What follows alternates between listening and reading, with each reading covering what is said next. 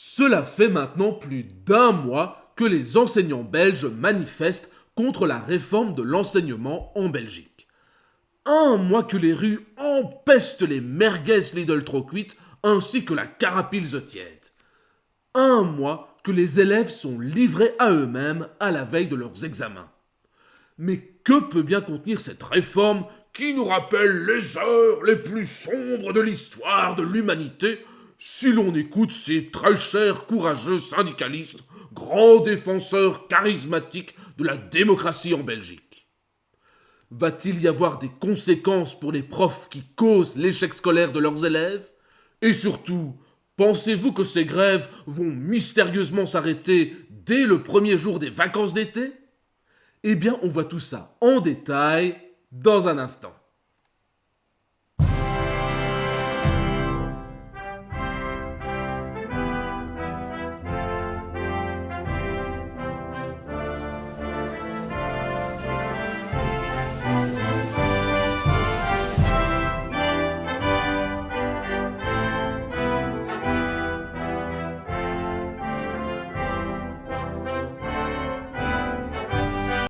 Comme dit en introduction, on va s'intéresser aujourd'hui à la réforme de l'enseignement mise en place en Wallonie et à Bruxelles, aux réactions syndicales qu'elle a suscitées et, plus globalement, aux problèmes des syndicats en Belgique. Allez, c'est un vaste programme, donc analysons tout de suite la réforme en elle-même. Cette fois, c'est donc officiel, les mesures d'économie décidées par le gouvernement entreront en vigueur à la prochaine rentrée scolaire. Mais que prévoit-elle exactement? On a beau parler des 2 heures en plus pour les enseignants du secondaire supérieur, c'est vrai, mais il y aura aussi d'autres changements. On vous les rappelle en détail avec Laura Van Lerberg et Catherine Van Zeveren. C'est l'une des mesures les plus décriées. Les professeurs du secondaire supérieur devront donner 2 périodes de cours en plus par semaine, sans compensation salariale. Une transition progressive est prévue pour les enseignants déjà nommés. A l'inverse, les nouveaux enseignants travaillant au moins à mi-temps bénéficieront de 2 périodes en moins pour préparer leurs cours et se former. Les enseignants de 60 ans et plus pourront eux remplacer 2 périodes de cours par des missions pédagogiques ou d'accompagnement. Autre mesure, la hausse du Minerval dans l'enseignement supérieur.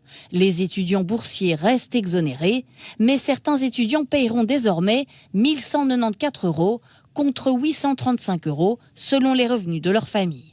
Le gouvernement prévoit aussi de réduire les moyens liés à la gratuité scolaire, notamment pour les repas gratuits, et de limiter les congés thérapeutiques à 2 périodes de 2 ans, sauf en cas de maladie grave ou de longue durée. Les absences pour maladie sans certificat seront aussi limitées. Un enseignant ne pourra plus prendre plus de 3 jours non consécutifs par année scolaire sans justificatif.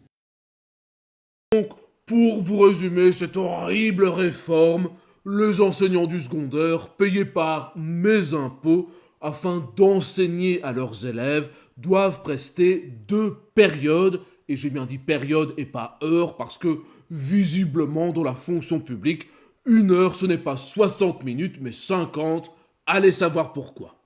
Et donc, ces enseignants devront prester 2 périodes de plus à enseigner devant leurs élèves. Ils passent ainsi de 20 à 22 périodes par semaine. Quelle horreur! Quasiment le nazisme. Ensuite, eh bien, le Minerval va passer de 800 à 1200 € par an.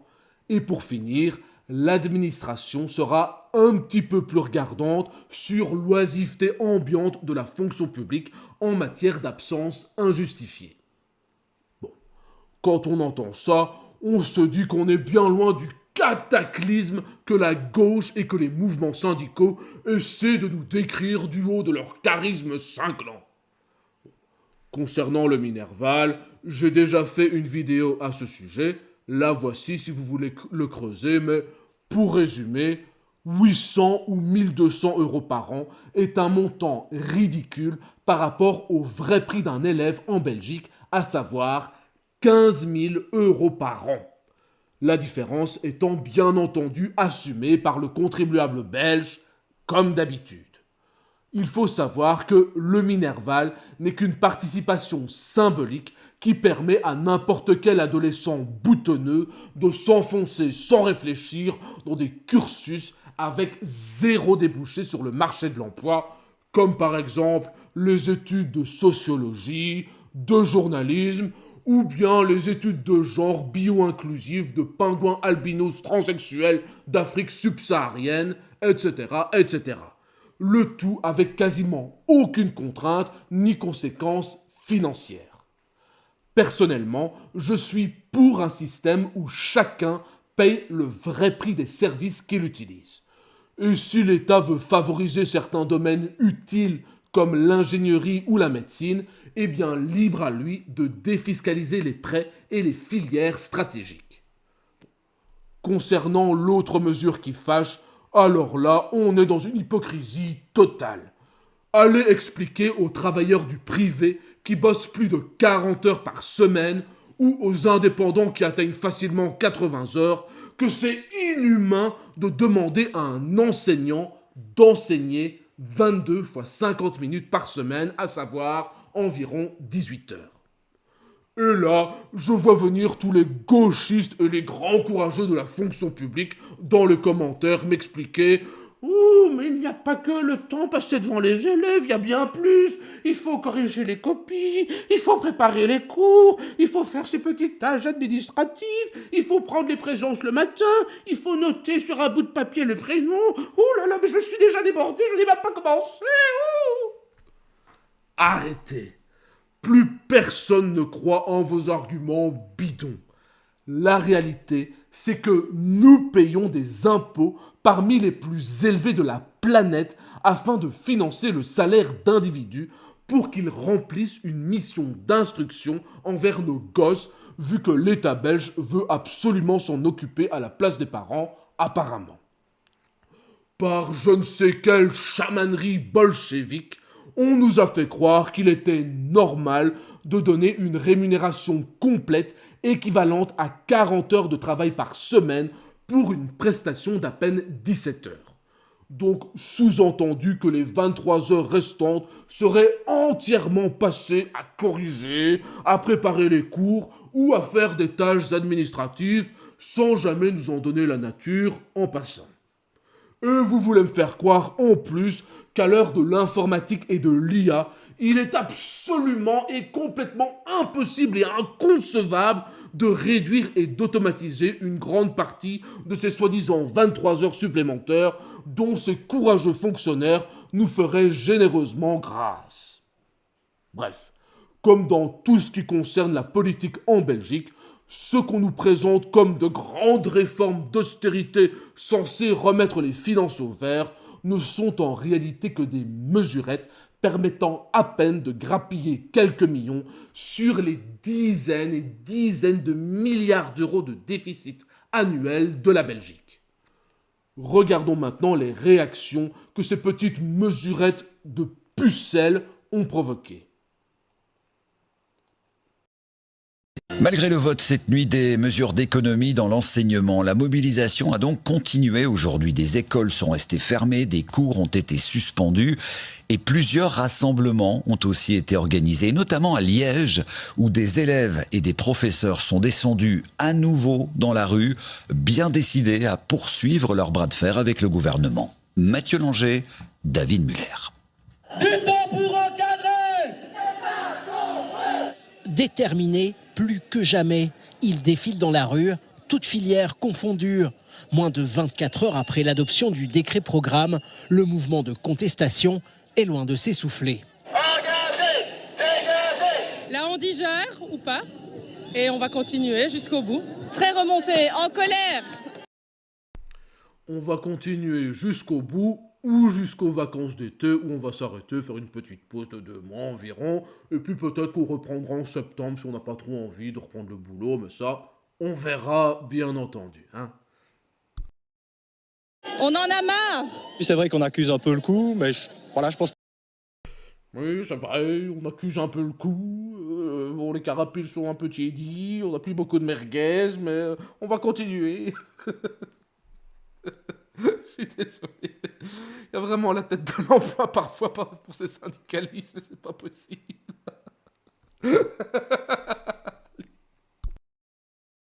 pas que le mouvement va s'essouffler, va retomber comme ça d'un coup. Nos revendications restent les mêmes, nos inquiétudes aussi. Dans la foule, professeurs, éducateurs et élèves. Certains déjà présents à Bruxelles hier et ne sont pas prêts de s'arrêter. On a senti le mépris qu'il pouvait y avoir vis-à-vis de notre profession. Comment moi, prof qui enseigne la démocratie en histoire, je vais... Mais quelle horreur, là. Vous imaginez cette dame en face de vos gosses en train de leur remplir le cerveau d'idées bolcheviques marxistes, là. Oui, la démocratie, la retraite par répartition, c'est génial. Oui, non, faut faire barrage à l'extrême droite. Oh là, oui, payer ça 60% d'impôts, c'est génial. Vous serez bien content le jour où vous aurez un cancer. L'État viendra vous faire un petit bisou sur le front, là. À les fils des impôts. Bordel, mais c'est insupportable de savoir que ce genre de marxiste passe des heures et des heures en face des gosses à leur remplir le cerveau de merde, bordel. Et le pire, c'est qu'elle est payée pareil que les profs normaux qui ont des idées normales, mais c'est insupportable. Et pouvoir expliquer à mes élèves qu'il y a des règles à respecter alors que nos dirigeants ne les respectent pas. Seul espoir, des recours juridiques devant la Cour constitutionnelle peuvent encore être introduits par les associations de défense des enseignants ou de parents. Le délai, 60 jours à compter de la publication du décret. On espère que les recours sont possibles et que l'opposition va clairement plancher dessus, va essayer de pousser tous les leviers possibles pour annuler et retirer ce décret. Oui, il y aura des recours et nous on n'abandonnera pas, on restera probablement en grève ou des piquets ou des manifestations. On va continuer en fait. Continuer à se croiser les bras à moins de 4 semaines de la fin de l'année scolaire. À partir de la semaine prochaine, on va faire des piquets tournants. Et pour prévenir les parents, pour les informer. Le fait de retourner au travail alors qu'on n'est pas respecté et on a vraiment un mépris de la part des gouvernements, ça va être très compliqué, je pense. Si vous voulez être respecté, soyez respectable, faites votre boulot et arrêtez de bloquer les élèves à moins de quelques semaines de leurs examens. C'est une période stressante, ils ont besoin de voir le reste de la matière, ils ont besoin de poser des questions, donc soyez respectables et faites le boulot pour lequel vous êtes payé. Gloire aux profs! À Liège, près de 2000 manifestants sont désormais prêts à entamer ce nouveau bras de fer. La mobilisation pourrait bien se prolonger au moins jusqu'à la prochaine rentrée scolaire. Bon, en voyant ces images et ces discours, on a surtout envie de dire tout ça pour ça. À les entendre, le gouvernement a décidé de licencier plus de la moitié des profs, a supprimé leurs pauses café-clope et les menaces de camps de rééducation libérale lorsqu'ils sont un petit peu trop enthousiastes et fébriles devant Karl Marx. Plus d'1 mois de blocage, de pleurnicherie et de cirque syndical pour 1h40 de travail en plus dans un horaire d'à peine 17 heures par semaine. Là encore, c'était les manifestations bon enfant, avec les petites banderoles écrites au feutre avec des petits jeux de mots, et les profs communistes qui vivent leur meilleure vie en chantant leurs chants marxistes et en rêvant du grand soir comme à l'époque de leurs 14 ans. Avant de poursuivre, jetons maintenant un petit coup d'œil à la version enrichie culturellement de Bruxelles pour les mêmes revendications syndicales.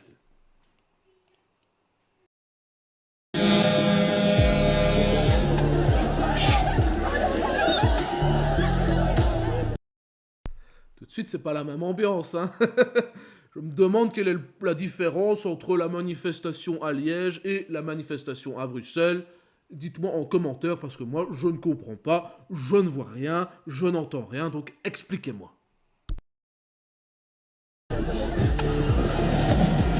Zo net is hier in Hartje Brussel, vlak naast onze redactie, een protest helemaal uit de hand.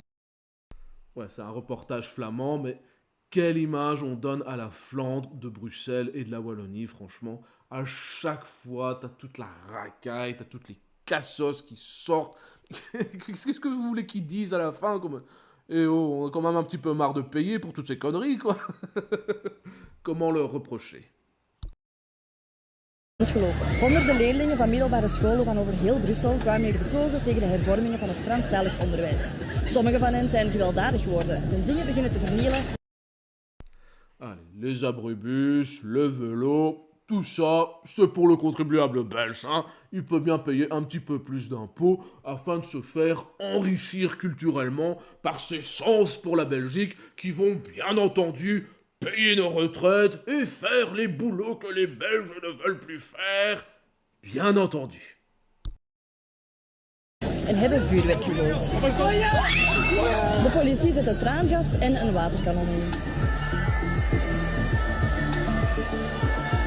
On a vu les mortiers commencer à sauter. Du coup, ils m'ont pris et on nous a emmenés là-bas pour se protéger. Et en fait, il y avait des policiers qui jetaient encore plus de fumigène et des mortiers sur les enfants.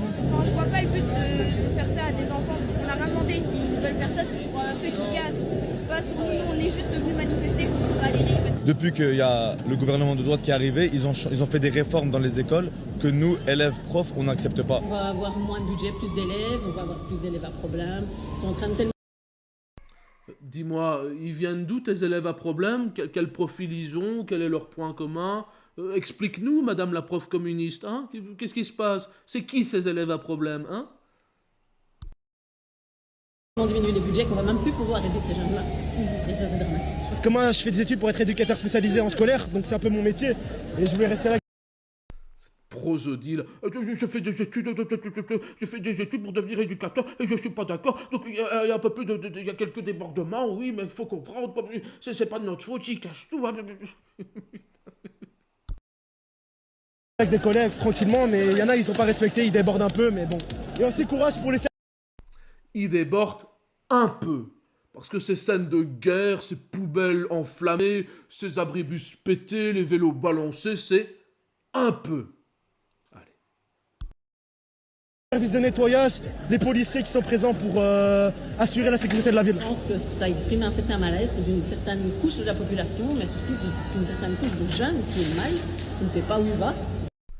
Il n'exprime rien du tout. C'est une bande d'islamo-racailles qui cherchent la moindre occasion à tout péter. Arrêtez d'excuser leur comportement. Ça ne sert à rien. Déjà, dans l'ensemble, le monde va mal.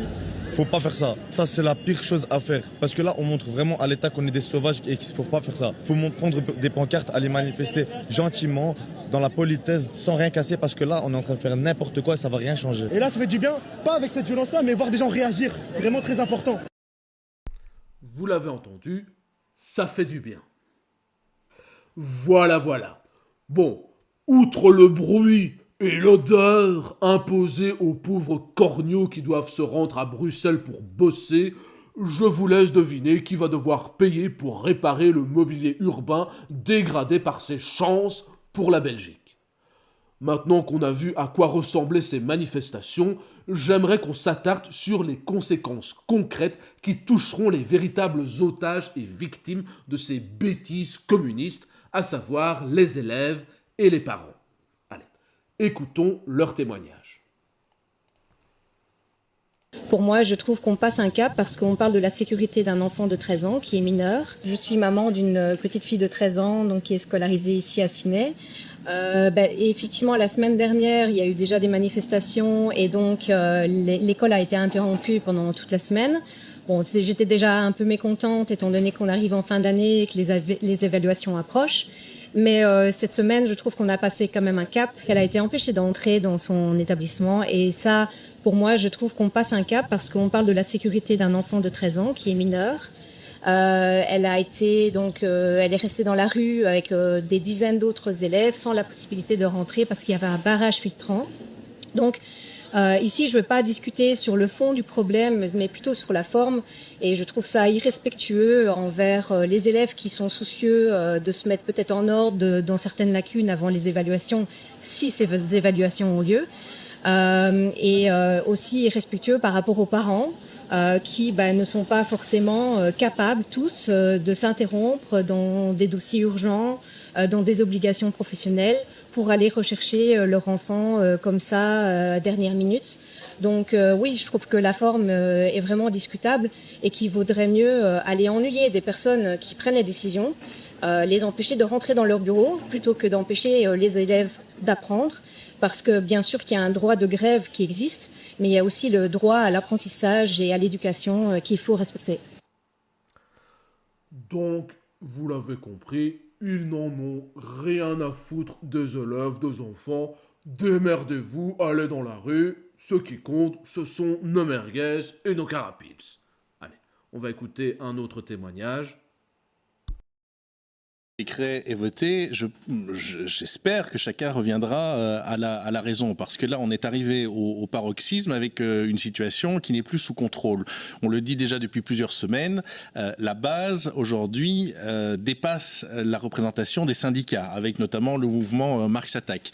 Dans les écoles, j'ai un peu sondé ici et là ce qui se passait, c'est le foutoir. Et c'est le foutoir dans une période clé pour les jeunes, c'est les examens. Je vais encore une fois parler de mon enfant, parce qu'au moins je ne vous raconte pas des bêtises. Je veux dire, ma fille, elle rentre aujourd'hui en pleurant. Pourquoi ? Parce qu'elle est en situation d'échec dans 4 matières et qu'elle est livrée à elle-même pour passer ses examens. Alors l'école dit, non, nous organisons des cours de remédiation. C'est quoi ces cours de remédiation ? C'est juste de l'étude surveillée où en fait ils se retrouvent et il y a des professeurs qui passent pour voir. Résultat, et c'est ce que je disais déjà, je mets ma fille en cours particulier. Qui donne les cours particuliers ? Je vais taire le nom, mais c'est une professeure gréviste qui donc se fait de l'argent en black sur le dos de la grève. Ça ne va pas. Et donc, si on veut vraiment connaître le degré de jusqu'au boutisme des enseignants, j'aimerais voir si au moment où les vacances scolaires vont démarrer, ils seront toujours là pour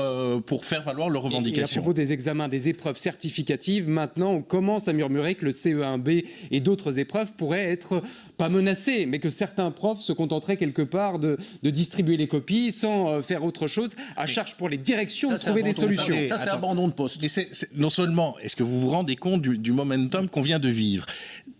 Le nouveau calendrier scolaire fait que les vacances de Pâques se sont terminées début mai. Et donc, il y a eu les ponts de l'Ascension, de la Pentecôte. Mais vous savez que les élèves n'ont pas eu un cours, enfin de cours normaux depuis pratiquement les vacances, depuis la vacance de Pâques. Et ils vont se retrouver là, et on ne sait pas ce qu'il va advenir. Voilà les conséquences concrètes de ces mouvements de grève. Ce sont des milliers et des milliers d'élèves qui, comme l'a dit le présentateur, n'ont plus reçu un seul cours normal depuis avril, juste avant leurs examens. Ces crasseux prétendent se battre pour un enseignement de qualité afin d'assurer l'avenir de la jeunesse, mais lorsqu'il s'agit de les accompagner pendant des moments stressants et des échéances concrètes de leur parcours scolaire, alors là, il n'y a plus personne. Pire, certains en profitent pour se faire un petit billet parce que, vous comprenez, le grand soir, la révolution, c'est génial. Par contre, s'en mettre derrière les fagots, c'est encore mieux. Les autres victimes, ce sont bien sûr les parents. Nous payons, comme je l'ai dit, parmi les impôts les plus élevés de la planète pour nous faire refuser l'entrée d'un établissement public par des communistes crasseux que nous payons, et nous devons chambouler notre agenda et potentiellement nous mettre en porte-à-faux vis-à-vis de notre employeur ou de nos clients, parce que cette bande de bolcheviks qui rêvent du grand soir a décidé d'enfreindre la loi et de bloquer l'accès d'un bâtiment public que nous payons, à nous qui payons en plus pour tout ce cirque. Et bien entendu, si vous étiez pris d'un énervement compréhensible et décidiez d'écarter ces crasseux de votre chemin d'un revers patriarcal, vous seriez immédiatement et très lourdement condamné par le premier juge rouge venu, alors que eux sont protégés par le système. Alors, avant de démonter ces syndicats de crasseux, un petit mot sur les profs et la réforme. Je ne vais pas vous dire ce que je pense des marxistes qui beuglent et mangent des merguez à la place de bosser, car la vidéo risquerait de sauter, mais je parle des profs qui ne sont pas dans ces mouvements syndicaux, mais qui sont de fait embarqués dans leur délire révolutionnaire. Ça me peine de savoir que les instituteurs passionnés, investis et qui ne passent pas leur temps à pourrir la tête de nos enfants avec des idées de communistes, de vivre ensemble, de retraite par répartition et de à quel point c'est génial de payer 60% d'impôts et que l'État socialiste sera là pour nous protéger le jour où tu auras un cancer, etc., etc. Donc, à savoir que ces profs qui ne sont pas dans ces délires sont payés exactement pareil que leurs collègues à l'haleine rance, café-clope, aux dents jaunies et au cerveau putréfié par leurs idées d'adolescents attardés n'ayant jamais évolué depuis leurs 14 ans et leurs t-shirts Che Guevara fabriqués dans la lourde Chine capitaliste post-Deng Xiaoping. Le problème de l'enseignement en Belgique, c'est que dès que vous faites entrer l'État dans un domaine qui ne le concerne pas, vous effacez instantanément toute notion d'obligation de résultat et de rentabilité. Vous avez un nivellement par le bas du niveau, car le statut de fonctionnaire met sur le même pied d'égalité le prof passionné et libéral avec le vieux marxiste syndiqué. La solution n'est évidemment pas une petite réformette qui demande à des gauchistes de bosser 1 heure de plus. Il faut sortir l'État de l'équation et réintroduire la notion de marché et de concurrence. La Suède a trouvé un bon compromis où chaque foyer avec enfant reçoit un chèque éducation qui couvre tous les frais de scolarité de l'enfant pour l'année. Les parents sont alors parfaitement libres de dépenser ce chèque dans l'école de leur choix. Et n'importe quel entrepreneur ou association de parents peut fonder une école. Dès lors, les bonnes écoles, avec 0% de profs gauchistes qui puent la clope et le café, vont attirer beaucoup plus d'élèves et donc beaucoup plus de chèques. Tandis que les écoles qui croient encore au grand soir et qui sont en grève 1 semaine sur 2, elles vont fermer tout simplement. Sans introduire l'argent, vous réintroduisez la responsabilité, l'obligation de résultat et la concurrence entre les établissements, tout en donnant une totale souveraineté aux parents. Passons maintenant au gros morceau, les syndicats. Donc, commençons par rappeler les bases, comment fonctionne un syndicat en Belgique. Et donc, pour rappel, lorsque vous êtes un employé du privé ou du public, vous pouvez choisir de vous affilier à un syndicat. Et donc, chaque mois, vous allez leur verser une cotisation syndicale et en échange, vous allez jouir de certains avantages. Notamment, lorsque vous décidez de faire grève, eh bien, légalement, votre contrat de travail est interrompu et votre employeur n'a plus à vous verser votre salaire pendant le temps de la grève. Et c'est là qu'intervient le syndicat. Donc, pour chaque jour de grève, il va vous verser une indemnité. Donc, en théorie, l'indemnité est inférieure à votre salaire, mais comme on l'a vu, certains en profitent pour se faire un petit billet, et donc pour eux c'est win-win. Le matin, ils emmerdent les Belges de valeur et ils touchent leur indemnité syndicale, et le soir, ils donnent des cours particuliers en black et donc se font de l'argent sur les mêmes Belges de valeur qu'ils ont emmerdés. C'est win-win, c'est parfait. Donc, vu qu'en Belgique, il y a beaucoup de Belges qui sont affiliés à un syndicat, je pense qu'on est autour des 50% de la masse salariale, eh bien, les syndicats sont assis sur une immense manne de capitaux, et ces capitaux leur permettent de financer de grands mouvements syndicaux qui peuvent durer très longtemps et qui peuvent regrouper des secteurs qui parfois ne sont pas concernés par les mouvements en question. Typiquement, on peut avoir des ouvriers de la sidérurgie qui viennent renforcer les piquets de grève et ils ont même des personnes qui sont dédiées aux actions syndicales et qui ne travaillent nulle part ailleurs. Première anomalie, c'est qu'en Belgique, les syndicats, typiquement la CSC, FGTB, etc., n'ont aucune personnalité juridique. Ce sont des associations de fait, mais elles n'ont pas de numéro d'entreprise et leurs comptes sont complètement cachés.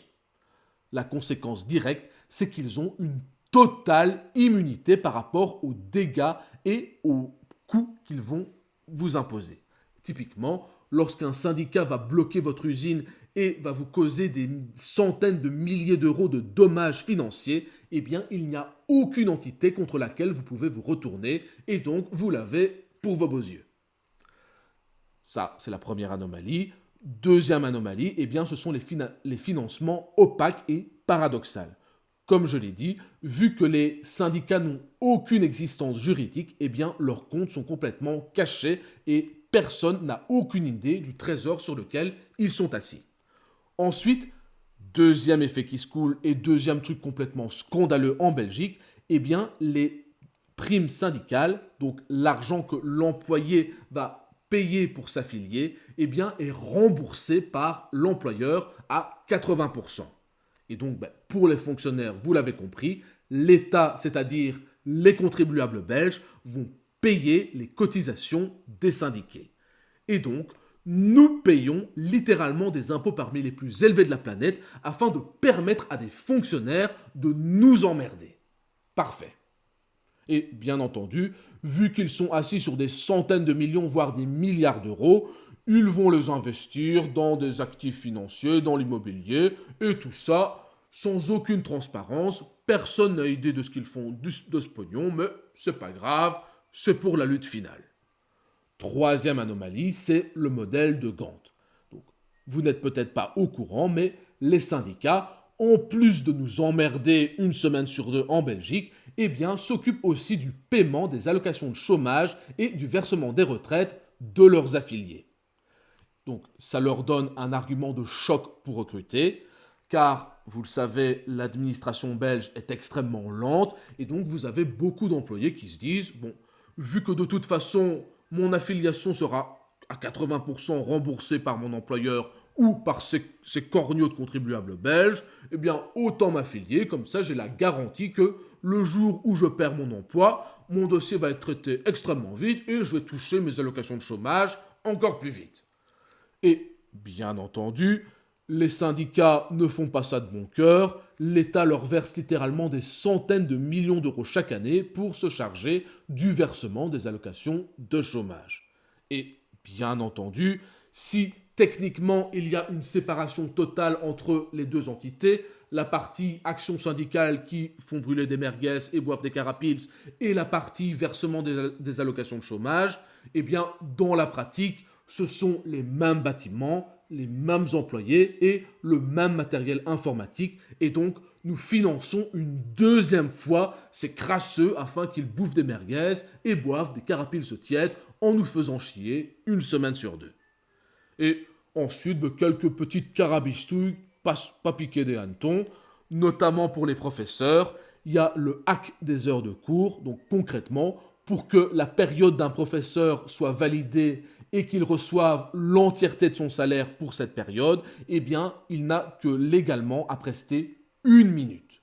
Donc, le prof fait entrer les élèves, il les fait s'asseoir et il leur dit bye bye, bonne chance, allez dans la rue, allez vous faire kidnapper, agresser par un islamiste, c'est pas mes affaires, moi j'ai des merguez à aller bouffer, de toute façon, je suis payé pareil. Donc ça, et donc bien entendu, les grévistes en profitent pour faire des tournantes, pour prester 1 minute à chaque fois et recevoir leur salaire complet sans grignoter les capitaux du syndicat. Et ça permet de faire durer les piquets de grève indéfiniment, en étant bien sûr grassement payé par le contribuable belge. Ensuite, il y a une illégalité qui est tolérée des piquets, car, comme je l'ai dit, il est totalement illégal de bloquer physiquement l'accès à un bâtiment public. Mais bon, c'est pas pour ça que vous n'avez pas des barrages filtrants, que vous n'avez pas des communistes crasseux qui empêchent les élèves de rentrer dans le bâtiment et les parents de déposer leurs enfants. Mais bien sûr, aucun juge communiste ne va aller condamner ces syndicats et de toute façon, ils n'ont aucune identité juridique et donc vous n'avez personne à attaquer. Et ensuite, si en théorie, la loi prévoit une continuité du service public, car, je le rappelle, on paye quand même des impôts parmi les plus élevés de la planète, dans la pratique, on s'en fout. Comme on l'a vu, les élèves n'ont plus reçu un seul cours normal depuis avril, mais c'est pas grave, leurs examens, c'est pas grave, s'ils redoublent et perdent 1 année entière de vie à devoir passer sur les bancs de l'école à se faire remplir le cerveau d'idées marxistes, c'est pas grave. Ce qui compte, c'est la lutte finale, c'est le communisme, c'est le syndicalisme. Et pour les communistes crasseux en commentaire qui vont m'expliquer que c'est normal que les syndicats aient une totale immunité juridique, parce que c'est comme ça qu'on fait pression sur le capital et les vilains patrons capitalistes et les milliards de dividendes. Du coup, que se passe-t-il pour les milliers de Belges qui ont envoyé via Bipost le mois passé des échantillons afin de se faire dépister un cancer et, grâce à ces gentils syndicalistes, ces parasites, ces tests ont expiré, ne sont plus exploitables et maintenant, vous avez potentiellement des milliers de Belges qui ne vont pas se faire tester, qui ne vont donc pas consulter un médecin à temps et qui vont donc tomber malades, n'auront pas pris un traitement à temps et vont donc mourir à cause de ces conneries de parasites, de syndicats marxistes de merde. Vous avez du sang sur les mains, vous êtes des parasites subventionnés et vous ne servez à rien. Donc voilà, pour vous résumer, le problème des syndicats en Belgique, c'est que nous finançons littéralement avec nos impôts des organisations sans aucune identité ni responsabilité juridique dont la prospérité économique dépend de l'augmentation du nombre d'allocataires sociaux qu'elles gèrent et dont la puissance logistique s'auto-alimente par des primes d'État leur permettant de paralyser nos services sociaux et de bloquer l'avenir de nos enfants en toute impunité civile et fiscale. Nous aiguisons littéralement les crocs du loup socialiste qui va nous bouffer. Alors, la solution, ce n'est pas seulement d'envoyer les CRS leur balancer une bonne rasade de spray au poivre sur ces communistes crasseux.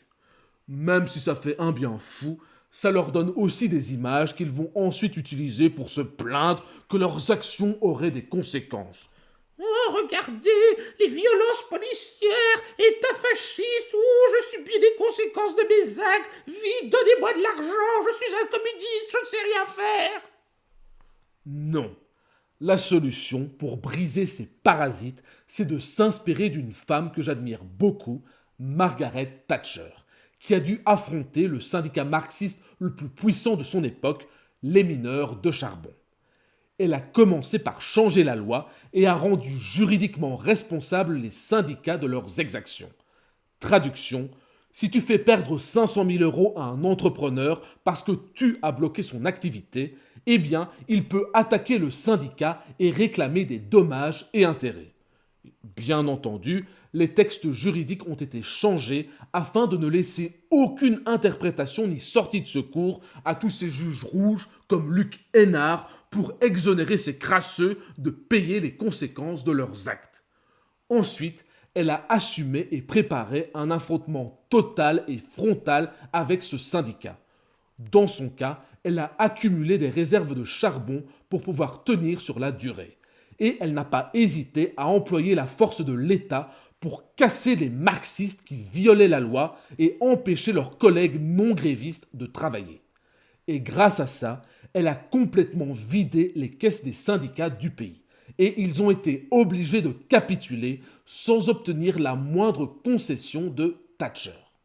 Alors, soyons clairs, je ne suis pas en train de rentrer en extase devant un État puissant qui utilise son monopole de la violence légitime. Mais je ne supporte plus qu'une institution, dans une relation incestueuse permanente avec les pouvoirs publics, s'arroge le droit de s'attaquer à la liberté individuelle des personnes qui veulent simplement bosser, circuler ou mettre leurs enfants à l'école. Les individus sont libres de négocier leur contrat avec leur employeur, de rentrer dans un dialogue d'adultes avec ce dernier lorsque les conditions de travail ne leur semblent pas acceptables et même de refuser de travailler s'ils le jugent nécessaire. Mais en retour, l'employeur et les autres citoyens devraient être libres de réagir comme bon leur semble. Renvoyer les employés qui refusent de bosser, attaquer en justice lorsqu'il y a un dommage financier, etc., etc. Stop à cette immunité de la médiocrité. Si vous êtes un bon employé, votre employeur a tout intérêt à vous garder, à faire des aménagements raisonnables ou à vous augmenter. S'il ne voit pas votre valeur ajoutée, libre à vous de postuler ailleurs. Et si vous êtes nul, la loi ne devrait pas l'empêcher de vous virer. La vidéo est terminée. J'espère qu'elle vous a ouvert les yeux et ouvert une réflexion chez vous qui vous permettra de ne plus vous laisser manipuler par ces gauchistes et leur sentimentalisme. Oh, mais le droit de grève est un droit constitutionnel. On a le droit de se battre pour nos acquis sociaux. Ta gueule. Souvenez-vous qu'à la fin, c'est vous qui financez tout ça et il serait temps que vous en ayez pour votre argent. Likez et partagez la vidéo. Abonnez-vous à la chaîne afin de soutenir une des rares paroles authentiquement libres et libérales de Belgique. Devenez membre de la chaîne si vous voulez me soutenir financièrement. Dites-moi en commentaire tout le bien que vous pensez de ces fans de Karl Marx. Et surtout, d'ici là, n'oubliez pas, la liberté, c'est avant tout un choix.